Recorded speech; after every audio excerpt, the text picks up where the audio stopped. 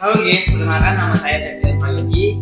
Halo semuanya, selamat datang di Geotalk, ngobrol santai geografi dunia. Nah, podcast ini bakal mengajak kita untuk melihat dunia dari sudut pandang geografi, tapi dengan cara yang lebih santai, ringan, dan tetap informatif. Nah, di episode kali ini kita bakal bahas topik yang sangat sering muncul di berita internasional, yaitu mengenai ancaman keamanan di Selat Hormuz dan Laut Merah. Kalau dengan nama tempatnya mungkin itu sangat jauh ya dari Iya betul. Tapi ini disitulah letak menariknya suatu lokasi ini, karena di sini memiliki dampak yang sangat signifikan terhadap kehidupan sehari-hari kita. Salah satunya harga BBM yang sangat melonjak naik, kemudian harga barang impor yang semakin tinggi.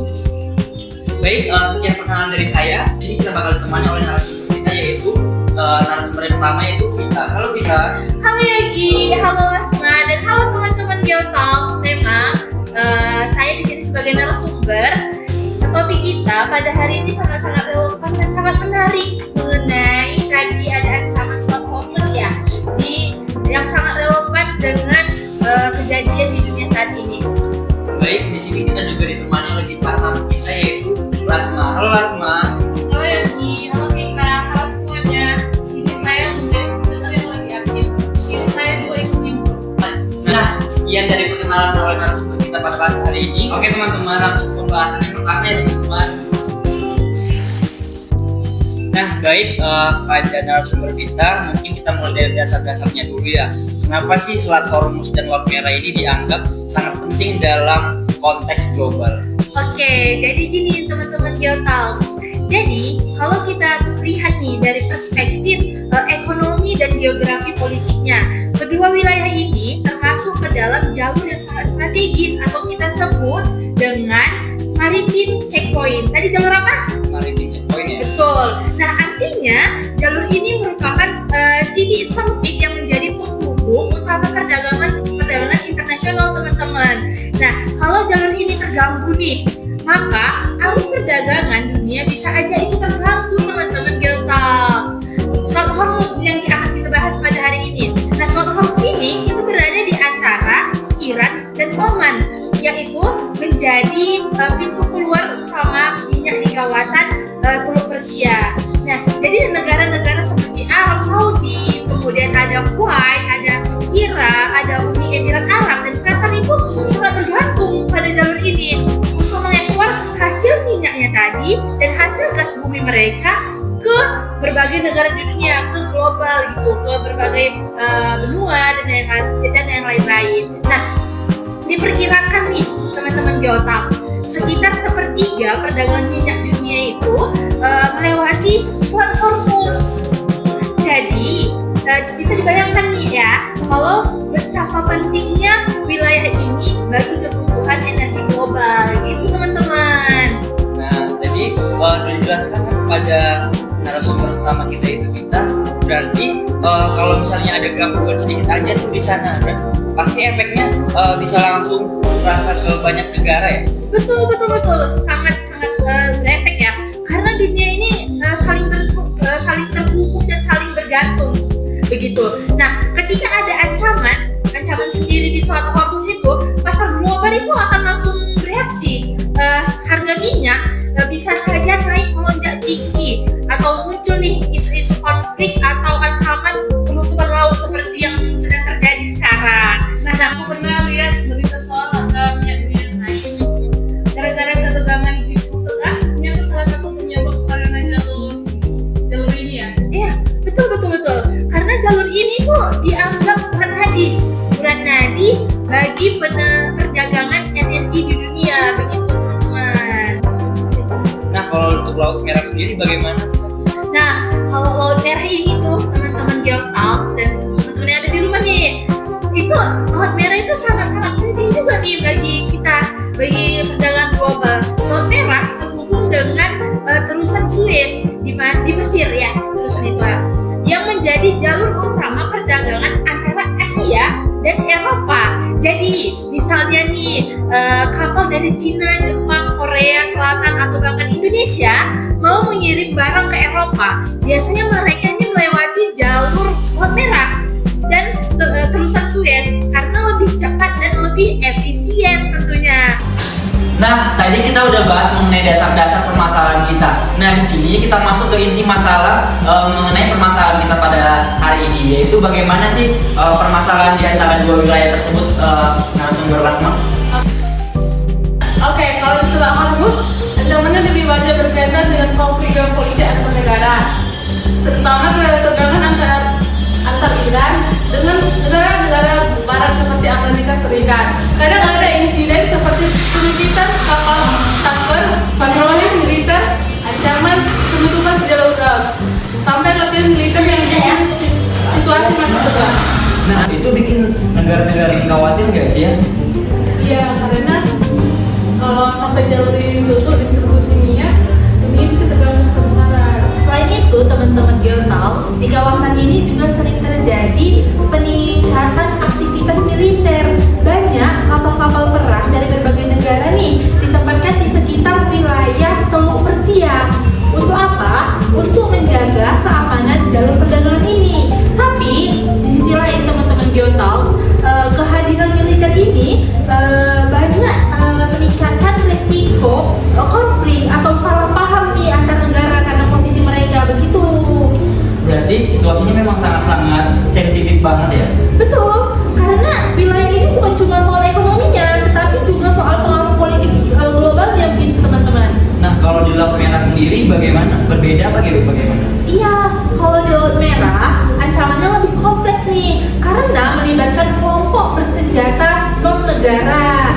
Iya, kalau di Laut Merah itu ancamannya itu lebih kompleks karena melibatkan kelompok bersenjata tapi non-negara gitu. Beberapa waktu terakhir ini ada serangan terhadap kapal dagang menggunakan drone dan rudal. Target ini kadang kapal kargo internasional yang lewat di kawasan Laut Merah. Akibatnya apa? Akibatnya banyak perusahaan pelayaran mulai mempertimbangkan ulang rute mereka karena faktor keamanan. Gitu teman-teman Geotalks. Aku sempat baca juga ada kapal yang akhirnya memilih muter lewat Afrika walaupun lebih jauh. Iya, karena perusahaan lebih memilih biaya yang mahal dibandingkan risiko kapalnya itu diserang, karena kan mereka sendiri membawa barang-barang nih yang untuk diekspor ke negara luar begitu. Berarti efek keamanan ini sangat berpengaruh ya pada sektor perdagangan. Betul, sangat terasa ya. Bahkan premi asuransi kapal juga meningkat tajam kalau wilayah ini dianggap berbahaya. Perusahaan logistik akhirnya harus mengeluarkan biaya tambahan yang cukup besar teman-teman Geotalks. Dan ujung-ujungnya apa? Ujung-ujungnya biaya dibebankan ke harga barang. Jadi kalau semisalnya kita nih melewati jalur yang panjang karena ada konflik nih di jalur ini, otomatis kan biaya nanti barangnya ini nyampe ke negara tujuan akan meningkat kan karena faktor pendistribusiannya begitu teman-teman Geotalks. Nah, jadi sebenarnya konflik di suatu wilayah itu bisa bikin harga negara lain itu ikut naik juga ya? Oh, betul banget. Karena sekarang rantai pasok dunia itu saling terhubung. Jadi kalau misalnya dari satu negara aja nih terhambat, maka kan itu berdampak pada negara tujuannya kan, seperti yang saya jelaskan tadi. Jadi sangat-sangat membuat harga barang itu melonjak tinggi, begitu teman-teman. Nah, tadi udah dijelaskan oleh narasumber kita. Di sini kita akan membahas mengenai dampaknya terhadap energi globalnya. Ini pasti besar banget ya dampaknya. Besar banget, karena minyak dan gas di dunia ini sebagian besar didistribusikan itu melalui jalur laut. Kalau Selat Hormuz terganggu, maka pasokan minyak dari Timur Tengah bisa terhambat atau bahkan berkurang. Dampaknya apa? Dampaknya harga minyak dunia itu langsung melonjak tinggi teman-teman Geotalks. Nah, negara-negara yang sangat bergantung pada impor energi seperti Jepang, kemudian ada Korea Selatan, India, dan beberapa negara Eropa itu sangat berdampak. Jadi mereka ini, kita aja negara Indonesia ini sangat berdampak ya ketika Selat Hormuz nantinya ditutup. Tetapi dari beberapa berita negara Iran tadi, negara Selat Hormuz tadi diperbolehkan nih kapal Indonesia masuk, begitu kan? Nah, kalau harga minyak naik, otomatis harga BBM juga bakal naik dong. Iya dong, dan efeknya itu pasti berantai, yaitu dan teman-teman Geotal, karena energi itu sektor dasar. Kalau biayanya naik, kalau biaya tadi segini ini naik, maka yang pertama itu biaya transportasi itu bakal naik di Indonesia tuh. Seperti harga misal apa ya, sekarang angkot mungkin akan naik ya kalau kita sebagai mahasiswa. Kemudian ada biaya produksi industri itu akan naik.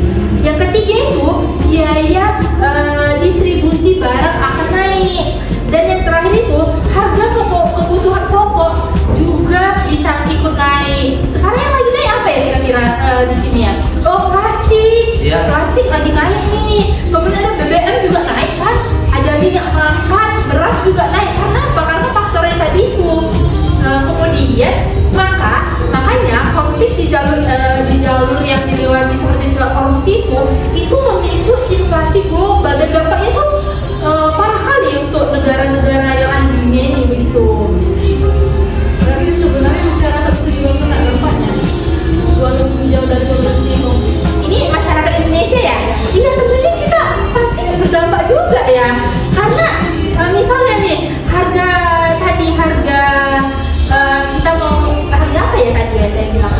BBM, angkot. Misal tadi harga angkot untuk kita adalah sebagai mahasiswa itu pasti ketika konflik ini walaupun jauh dari negara kita pasti itu berdampak dengan BBM tadi, bahan bakarnya itu naik untuk angkot ya kan, bensin itu naik, terus ongkos kirim barang itu pasti meningkat, dan harga barang impor itu jauh lebih tinggi biasanya. Wah, ternyata dampaknya sangat besar ya bagi kehidupan kita. Betul saudara, betul sangat berdampak nih teman-teman di otak. Makanya kita harus pantengin berita-berita terkini mengenai konflik dunia ini. Nah, selanjutnya kita akan bahas mengenai masuknya dampak ekonomi global ini terhadap secara keseluruhan, akan dijelaskan oleh narasumber kita yaitu Vita. Oke, tadi kan kita cuma bahas mengenai sekilas saja. Jadi di sini bisa disimpulkan ya berarti ya, kalau ancaman keamanan itu di Selat Hormuz dan apa tadi Laut Merah itu terus berlanjut, dampaknya itu bisa sangat luas. Yang pertama itu inflasi global itu bisa meningkat karena harga energi dan logistik itu naik.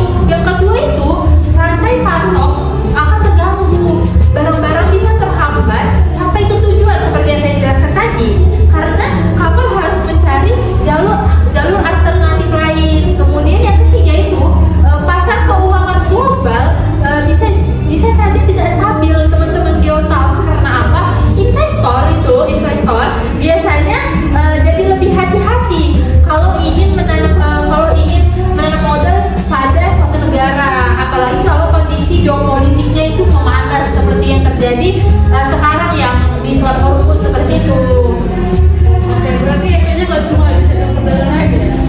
Betul, tidak hanya di sektor perdagangan aja, tetapi juga berdampak pada ketika tadi investor itu kan jadi berpikir ulang ya teman-teman Geotal. Kemudian ada di sektor industri, kemudian bahkan nilai tukar uang itu seperti sekarang Indonesia, masya Allah, astagfirullah.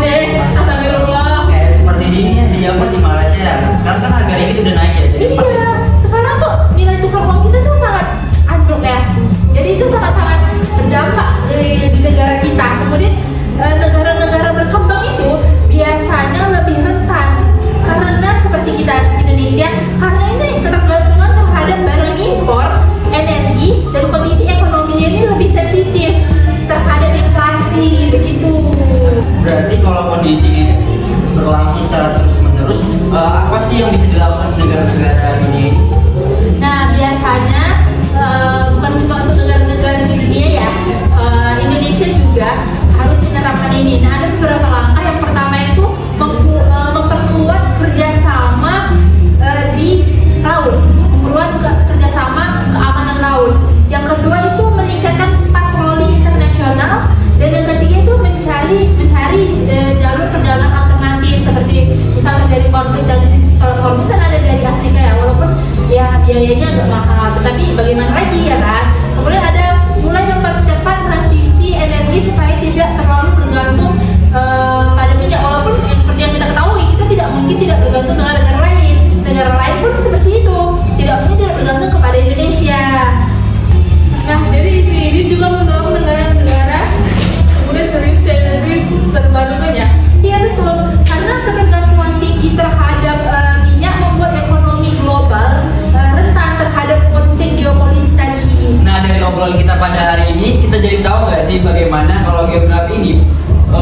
peran yang sangat besar dalam kehidupan global, seperti jalur laut misalnya yang kelihatannya cuma garis di peta, ternyata punya yang namanya dampak yang sangat luar biasa terhadap energi, perdagangan, dan ekonomi dunia. Nah, kita juga belajar mengenai bahwasannya ancaman keamanan di laut di Selat Hormuz ini dan di Laut Merah bukan cuma masalah global, tapi juga menjadi masalah ataupun menjadi isu global yang perbaharui yang namanya banyak negara termasuk Indonesia sendiri. Terima kasih banyak oleh teman-teman yang udah mau bergabung menjadi narasumber kita pada hari ini, yaitu pada Prita penjelasannya yang sangat lengkap ya pada hari ini. Sama-sama Yogi dan Lasma, senang deh bisa berbagi informasi kepada teman-teman di sini dan teman-teman di rumah tentunya Geotalks. Halo. Dan juga pada narasumber Lasma mungkin juga udah ikut nimbrung pada obrolan kita pada hari ini yang dimana dia membawa obrolannya makin santai ya. Makasih Yogi, makasih Mita, makasih juga semuanya. Seru banget ternyata bahas geografi. Jadi buat kalian yang udah dengerin obrolan kita pada hari ini, mungkin bisa menambah yang namanya wawasan dan bikin kita itu lebih sadar terhadap kalau misalnya bagaimana sih dunia ini saling terhubung. Nah, jangan lupa dipantengin terus episode selanjutnya, yaitu Geotalks Ngobrol